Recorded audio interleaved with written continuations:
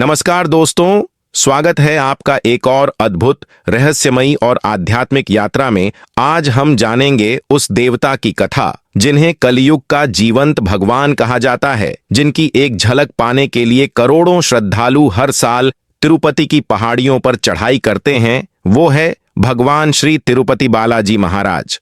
लेकिन दोस्तों, क्या आपने कभी सोचा है कि आखिर इनकी मूर्ति दिन ब दिन गर्म क्यों होती है, या फिर क्यों पुजारियों को हर दिन मूर्ति के पीछे एक रहस्यमयी आवाज सुनाई देती है? चलिए शुरू करते हैं एक ऐसी कहानी जो केवल भक्ति ही नहीं बल्कि चमत्कार और रहस्य से भी भरी है।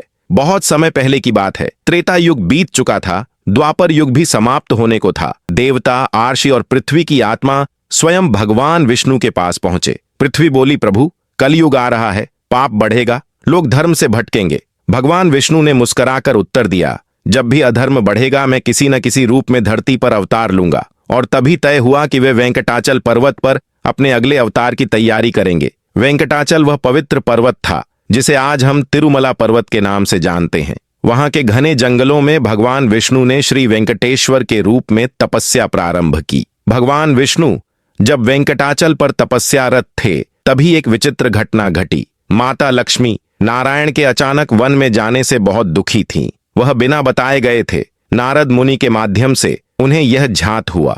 गुस्से और दुख में आकर माता लक्ष्मी विष्णु से रूठ गईं। इस बीच पृथ्वी पर एक सुंदर राजकुमारी का जन्म हुआ, पद्मावती। भाग्य ने ऐसा मोड़ लिया कि भगवान विष्णु और पद्मावती एक दूसरे से मिले और फिर एक दिन देवताओं, अर्षियों और सभी जीवों के समक्ष विवाह हुआ। यह विवाह इतना भव्य था कि ब्रह्मा और शिव स्वयं साक्षी बने।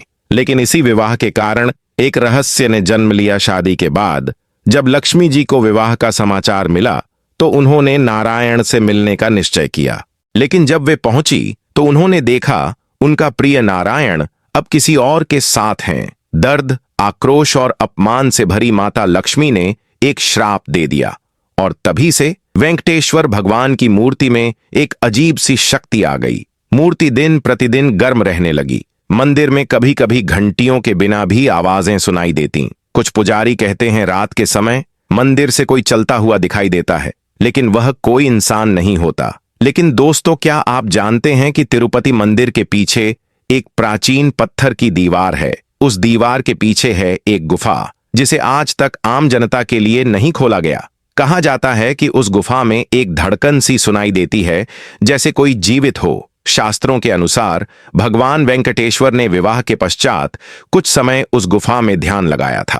वहां की ऊर्जा आज भी वैसी ही बनी हुई है। हर अमावस्या को वहां से हल्की सी सुगंध और ध्वनि आती है जिसे सिर्फ मंदिर के मुख्य पुजारी ही अनुभव कर सकते हैं। एक और रहस्य, हर दिन बालाजी की मूर्ति पर चंदन का लेप किया जाता है। लेकिन आपने ध्यान दिया होगा, वो चंदन न कभी सूखता है न ही बदबू देता है। विज्ञान इसे ऊष्मा संचार कहकर टाल देता है, लेकिन श्रद्धालु इसे प्रभु की चेतनता मानते हैं। कहा जाता है यह मूर्ति सिर्फ पत्थर नहीं है, इसमें जीवन की चेतना की ज्योति है। सबसे अद्भुत बात, जब मूर्ति के पास कान लगाकर सुना जाए तो एक धीमी धड़कन सुनाई देती है। मंदिर के पुराने पुजारियों का मानना है कि यह धड़कन भगवान विष्णु की उपस्थिति की प्रतीक है। कुछ साल पहले एक वैज्ञानिक दल ने मंदिर के पास भूकंपीय यंत्र लगाया था और उन्हें हल्की हल्की कंपन महसूस हुई, बिल्कुल एक जीवित शरीर के समान। लेकिन दोस्तों, क्या आप जानते हैं कि तिरुपति बालाजी का मंदिर इतना धन कैसे इकट्ठा करता है? और वह स्वर्ण वृक्ष का क्या रहस्य है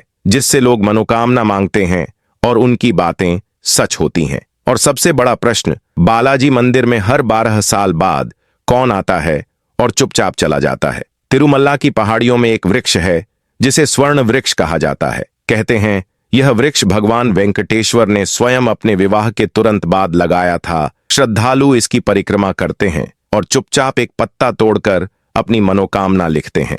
हजारों लोगों ने कहा है कि जैसे ही उन्होंने यह प्रक्रिया की, कुछ ही समय में उनकी इच्छाएं पूरी हो गईं। अब वो सवाल जिसका सभी को इंतजार था, हर 12 साल बाद मंदिर में कौन आता है? मंदिर के पुजारियों और प्रमुख सेवकों का मानना है कि हर 12वें वर्ष की एक विशेष रात मंदिर में कोई आता है। वो मूर्ति के सामने कुछ देर खड़ा रहता है, फिर अचानक गायब हो जाता है। मंदिर में लगे CCTV कभी कुछ नहीं दिखाते, लेकिन दीपक अपने आप जल उठते हैं। घंटियां बजती हैं और पूरे मंदिर में एक दिव्य सुगंध फैल जाती है। कुछ लोगों का मानना है यह स्वयं भगवान वेंकटेश्वर होते हैं जो अपनी मूर्ति में फिर से ऊर्जा का संचार करते हैं। एक बार एक पुजारी ने गलती से उस रात मंदिर में छिपकर सब देखने का प्रयास किया। सुबह उसे मंदिर के बाहर बेहोश पाया गया। उसकी आंखों में दिव्यता थी, लेकिन वह फिर कभी सामान्य नहीं रहा। उसने कहा, मैंने जो देखा वो कोई साधारण दृश्य नहीं था, वो स्वयं प्रकाश था। तो दोस्तों, यह थी तिरुपति बालाजी की रहस्यमयी